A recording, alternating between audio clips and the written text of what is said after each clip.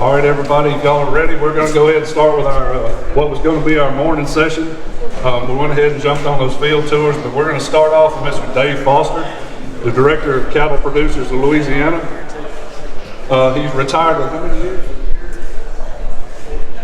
42 years. This man was a mentor to me when I was in my LDAF days with the market bulletin and the cow report. Taught me all that stuff. He's about as good as anybody on market information, so he's going to give us a little market update. You ever feel like you got set up to fail? Thank you, John, for those nice words, for sure. The title of this portion of the program is Market Update, but I thought that for me to talk about the market update, we kind of need to get a perspective and a history of Louisiana in the beef cattle business. So with that, this is my turn now, but really Louisiana, by my definition, is a cow-calf state. And by that I mean our main commodity is that calf or yearling that we sell. And yes, we sell cull cows, make up a little of that. We sell some replacements, but basically our main objective, if you will, and our main commodity is that calf. So again, along those same lines, we got to know what we're dealing with in this state. So I want to give you some statistics according to the USDA cattle inventory in 2021. Louisiana total cattle and calves were 775,000 head.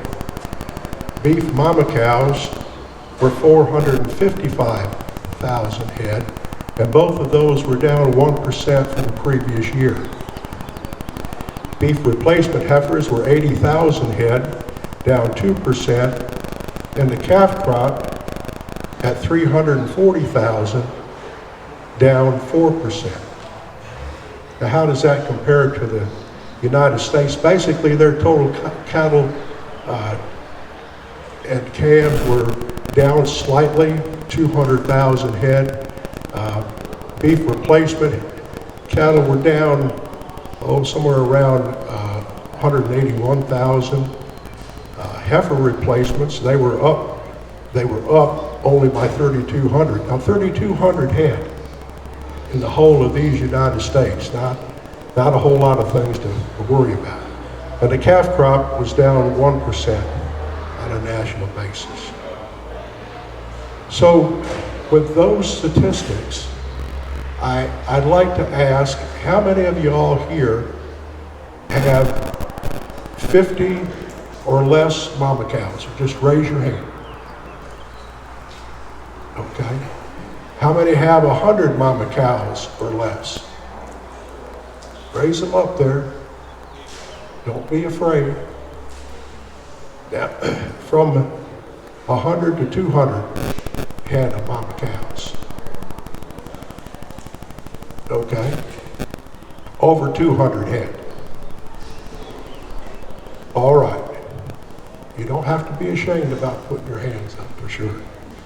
So we're going to talk about marketing. You know, you folks work so hard with your genetics, with getting that cow bred, with your herd health programs. We've just talked about and heard about your pastures and your forages and all of those things. And then when it comes to marketing, it's almost like we as a whole go to sleep. And we kind of let someone else tell us or do it or whatever. And I've always been amazed at why. Why do we do that? You know, you raise a product, you raise a commodity, and then at the end of the day, it's almost like it's not a big deal. I'll just do what my daddy did, I'll do what my granddaddy did, and be done with it. And so my years here, since 1981 in Louisiana, when I was with the marketing service, was basically to provide information, price information, so that y'all could make some decisions on it. Now, for those of y'all, and these are just general statements, so bear with me on that. For those of y'all that have 50 mama cows or less, you're pretty much limited to go to your local auction market.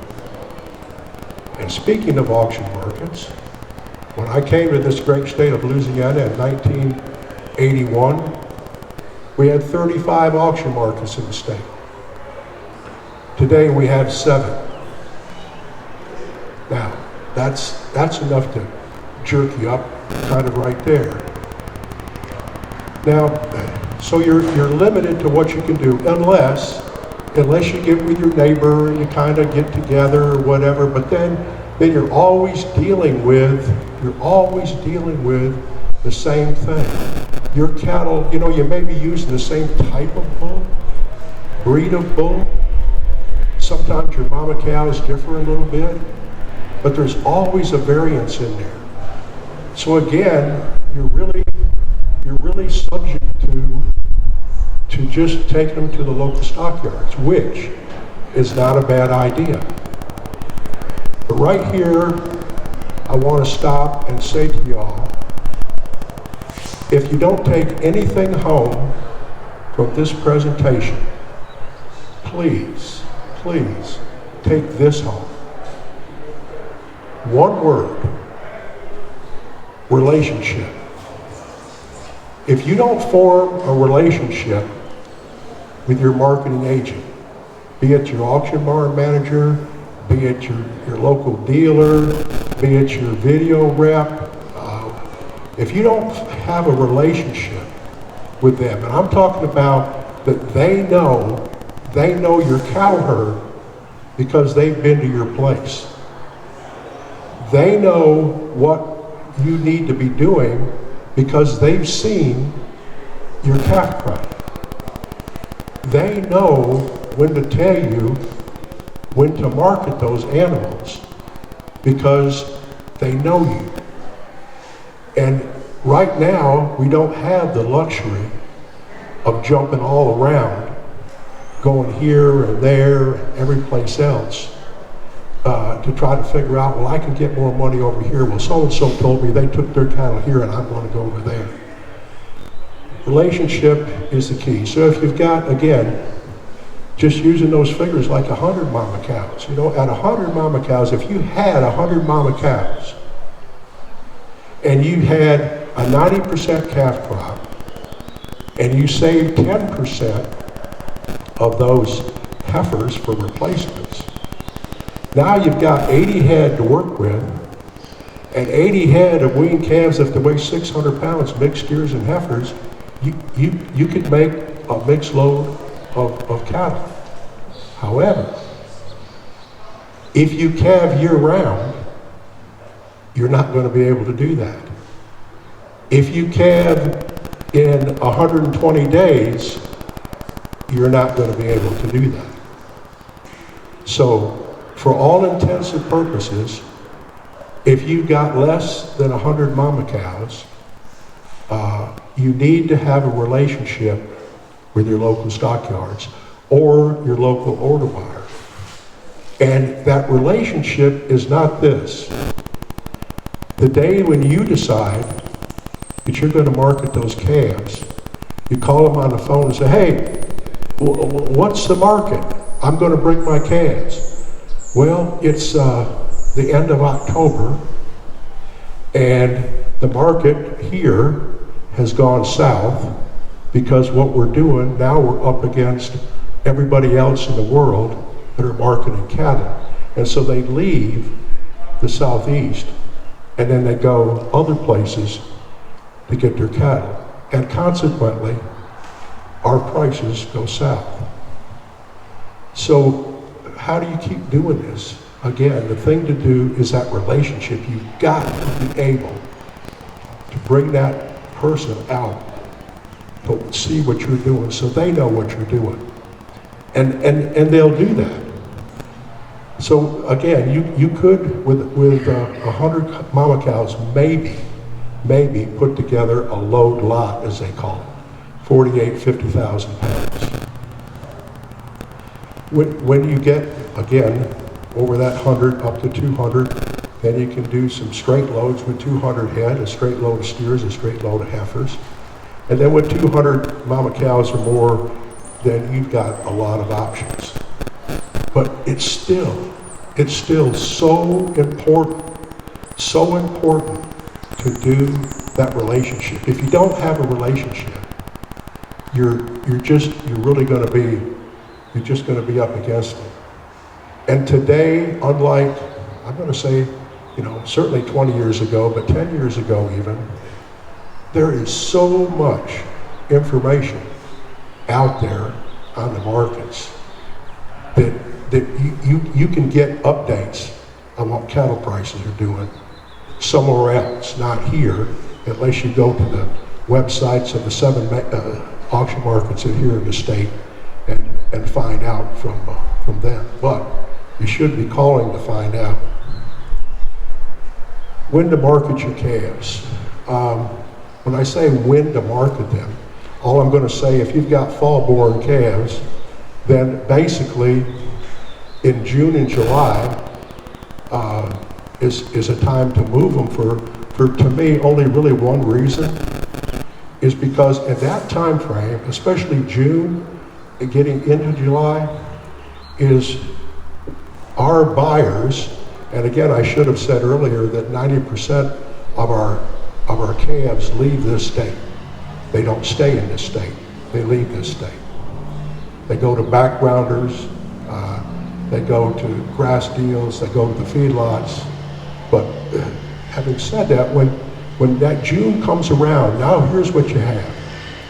You've got the people in the Flint Hills, for example, that are now doing 2 turns of cattle. They used to just do 1 turn, but now these feedlots are liking cattle coming in. They used to like them maybe 700-800 pounds, was getting a little sketchy. They didn't want to deal with them.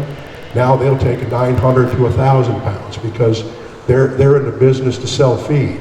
And a 1,000-pound steer heifer will eat more than a 600-pound for sure. So, but they've switched over with that. So now the people in the Flint Hills are starting a 2-crop rotation kind of a deal. So they were in the market here a couple of months ago buying our 3-weight calves and our 4-weight calves. And now they'll come back in June to finish up that grazing out there. And then all the summer grazing grass people up there in the Midwest, Iowa, Indiana, Illinois, they're wanting calves to put on that grass too. And it's a little early for their calves because their calves are born in March and April. So it's a little early for them to wean their calves. And the mountain states haven't done weaning them either. So we've got that little niche market in there to do. And so then your spring-born calves, really, that's backed up. Years ago, we used to sell most of our calves in October. That's changed considerably. We start marketing our calves through the local auction markets in August, and they basically end up and go the other way sometime in October. But they'll still have pretty decent runs through Thanksgiving. But here's the deal. If you don't get your calves marketed prior to mid-September, then it's like going to the casino. It's going to be a crapshoot of what you're going to get. If you can market your calves in August to mid-September, your spring-born calves, yes, you're going to tell me, well, I could get some more growth out of them. I can do this. And my answer to that is probably. But are you willing to take $10, $15, $100 discount for price on your calves, if you're willing to do that, that'll be fine. So we've had a lot of people getting their calves sold prior to the middle of September, which has really helped us a bunch. So what I want to do now, I want to give you some ideas of what happens when we wait too long or don't do it again. And I'm also going to tell you right now, if you haven't sold your calves yet, don't do it. And don't do anything until at least the end of May. Because by the end of May, we're going to know how much corn is planted. And that's a big deal. So there's no sense of going, because since the middle of April, our markets, not just here, throughout the whole Southeast and the rest of the country, have been losing anywhere from $10 to $20 a hundred. They've been less every week, $3 to $4 a hundred. So don't do anything. And we're in between anyway. Now people aren't going to market their calves because you're kind of in between stuff, so don't worry about that. And we have, as you heard this morning, we have the ability to grow forages. And so you can rough those cattle along and get them into the later year. Even some of your ryegrass cattle, if you haven't got them marketed, haven't got them sold, haven't got them committed, you're still going to be in good shape later on for sure. So don't worry about that, but get with your marketing person. This past April 8th and 9th, Superior Video Livestock Auction had a sale in Natchitoches where we had several thousand head of Louisiana cattle there. And I'm going to give you kind of a wrap-up of just what took place. Now, these were load lots of cattle. These were cattle, a lot of the cattle were weaned. Some of them were, of course, for later delivery, and some of them were just going to be brought together in August and pulled off the mama and sold. But here we go. So the feeder steers, these are ryegrass calves. For April-March delivery, 775 pounds, 142.50 to 149. For 7-weight steers, that you couldn't get that for a 5-weight steer today here. July-September delivery, 750 to 785 pounds, 149 to 152.50. April to May, 800 to 875 pound steers, 141 to 144 and a quarter.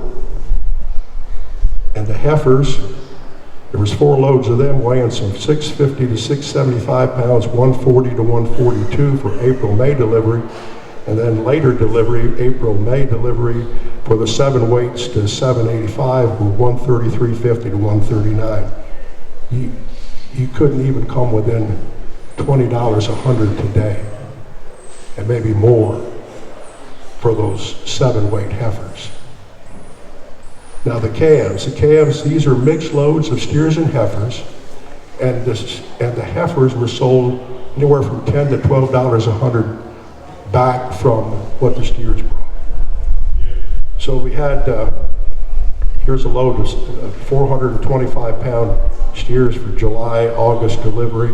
Well, they brought 172 on the steers and $10 back on the heifers. A load of 470 pound steers, 460 on the heifers, bring $164 for September, October delivery. I'm glad they sold them then.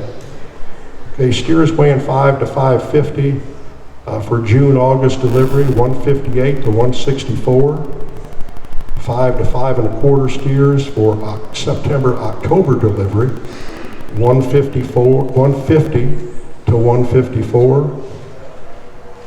So you can kind of see the difference there. These are load lots. The June, August cattle delivering then, they brought more money than the later delivery ones. Now these are straight loads of steers 625 to 650 weights. For June delivery, 154.5 to 158. And then they had some cattle that were mixed, steers and heifers, but they were 600 to 650, 150 to 157. That was current delivery. And then there were some lots that were 500 head up to 900 head of steers, bring 160 to 163. So again, it kind of gives an idea of what Louisiana calves are worth and the time frame of when you want to market those. Some of the things to look at, the Cattle on Feed report came out a week ago tomorrow. And if it had been anything but what was happening in the marketplace, it would have been probably, we would have seen a lot of discounts in the futures market, but it didn't have much of an effect. The cattle on feed as of April 1st, this would have been cattle that were in the feedlots in March. They were 5% more than a year ago. 20 placements were 28% higher, and marketings were 1% higher. But let's take all these statistics and go over those. Those figures were compared to last year. Remember where we were a year ago in April? You remember where the slaughter plants were shut down or reduced their kill numbers?